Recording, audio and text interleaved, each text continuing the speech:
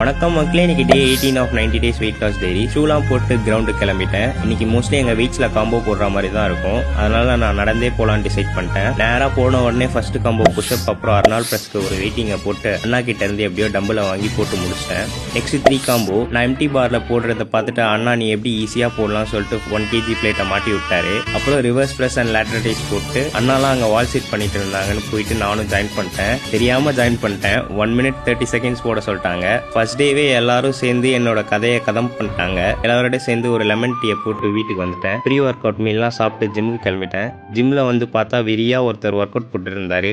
அவருக்கு ஒரு வணக்கத்தை வச்சுட்டு ஆஃப்டர் 2 weeks 1 ப்ராப்பர் புல்லப் எப்படியோ அடிச்சிட்டேன். நெக்ஸ்ட் டபுள் பார் போட்டு புல் டேவை ஸ்டார்ட் பண்ணிட்டேன். இன்னைக்கு பேக்கில் மொத்தம் 4 வேரியேஷன்ஸ், 2 ஹரிசான்டல் அப்புறம் 2 வெர்டிக்கல் மோஷன் போட்டு, பைசப்பில் 2 variations, alternate curls and hammer curls போட்டு, ரேடல்ஸ் 2 வேரியேஷன் போட்டு இன்னைக்கான டேவை முடித்து விட்டேன். மறக்காம இந்த ஜேர்னியை ஃபாலோ பண்ணுங்க. நாளை சந்திப்போம். பீஸ்.